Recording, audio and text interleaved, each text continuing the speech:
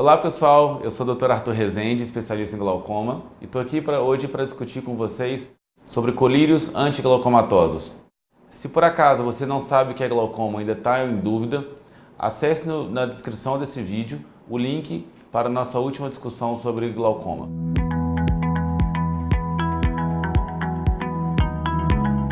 O tratamento clínico do glaucoma é realizado principalmente com colírios. Aquele negocinho pequenininho que parece que nem faz efeito. Parece uma bobeirinha, né? Mas não se engane. Ali dentro existem moléculas e substâncias super poderosas que vão te ajudar a combater a sua doença. Hoje a gente tem diversos tipos de colírio e a indicação para cada paciente tem que ser precisa. Não existe uma receita de bolo para que o mesmo colírio resolva o problema de todos os pacientes. Sem contar que alguns pacientes podem ter a opção do tratamento cirúrgico ou tratamento a laser do glaucoma. Mas vamos entender um pouquinho melhor sobre como funcionam esses colírios. Vamos pensar novamente naquele nosso vídeo onde a gente estava falando sobre a produção e a drenagem do líquido do humor aquoso. Vamos dividir nossos colírios em duas categorias. Os colírios que reduzem a produção do líquido que entra no olho do humor aquoso e a outra parte dos colírios que promovem um aumento da drenagem, um aumento da saída do humor aquoso. E também existem alguns colírios que potencialmente podem atuar nessas duas vias. Hoje no Brasil, nós temos 4 classes de drogas antiglaucomatosas para controlar e combater a cegueira. Vamos conhecer um pouquinho mais dela. Nós temos malhatimolol, cloridato de dorzolamida, tartarato de brimonidina e os análogos de prostaglandina. Vamos dividir essas drogas entre mecanismos de ação. Como elas atuam dentro do nosso olho? Nós temos um grupo em que aumentamos a produção do humor aquoso e temos um grupo em que nós conseguimos aumentar a drenagem desse humor aquoso, tirar esse líquido dentro do olho. Se a gente lembrar bem daquele modelo do último vídeo da pia, você vai conseguir visualizar melhor. Alguns colírios é como se eu estivesse fechando a torneira e o outro colírio é como se eu estivesse tentando aumentar o escoamento do nosso encanamento. Um caso especial é a brimonidina, uma vez que existem algumas evidências de que ela pode atuar com os dois mecanismos, tanto na redução da produção do humor aquoso quanto no aumento do escoamento.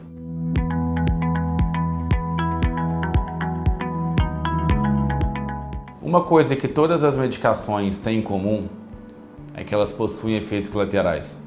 Se você já usou ou conhece alguém que usa esses colírios, sabe exatamente do que eu estou falando. E cada uma delas possui suas principais reações. O malhatimolol, ele é um colírio que é um beta-bloqueador, que é a mesma medicação utilizada para o tratamento da hipertensão arterial. Existem alguns pacientes com determinadas condições cardíacas que não podem utilizar o beta-bloqueador, que são contraindicados. Muitas vezes os pacientes podem usar esse colírio e começar a ter sensação de tontura, fraqueza, cansaço, e o colírio pode estar fazendo mal e tem que ser trocado. Então, sempre que você for ao seu oftalmologista, lembre-se de falar quais são os medicamentos de pressão arterial e sua condição cardíaca para saber se esse colírio é o mais adequado para você.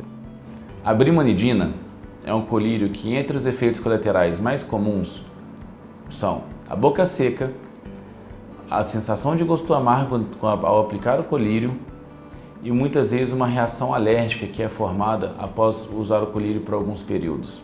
O cloridato de dorzolamida ele é muito lembrado pelos pacientes por causar uma grande ardência na hora da aplicação.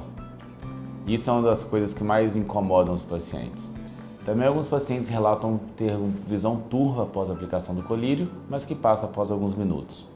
Os análogos da prostaglandina, incluindo a latanoprosta, a bimatoprosta e a travoprosta, são frequentemente lembrados por causar irritação ocular, ardência, vermelhidão.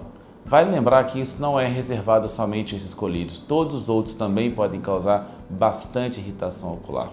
É muito comum também a gente observar que os pacientes que utilizam essa classe de medicamento crescem os cílios, especialmente superiores.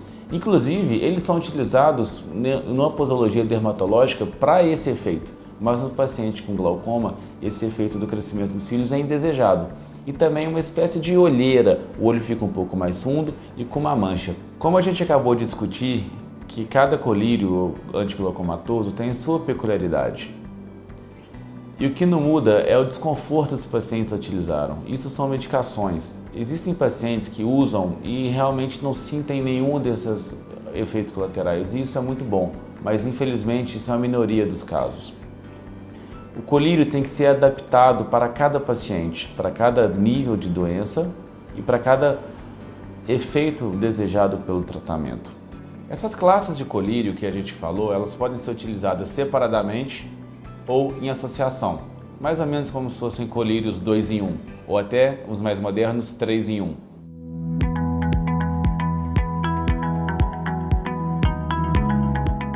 A primeira vantagem é a comodidade posológica. O que é isso? Você vai usar menos vezes o colírio. Então, se você usa 2 colírios, que a aplicação acontece 2 vezes ao dia, você vai aplicar 4 gotas.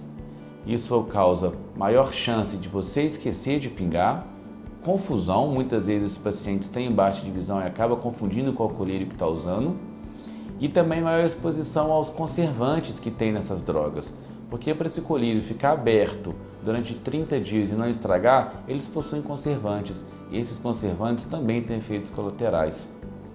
Então, quando a gente utiliza um colírio associado, uma vez que a pressão ou o glaucoma não foi bem controlado com a droga inicial, com o colírio inicial, a gente tem que lançar a mão de um segundo.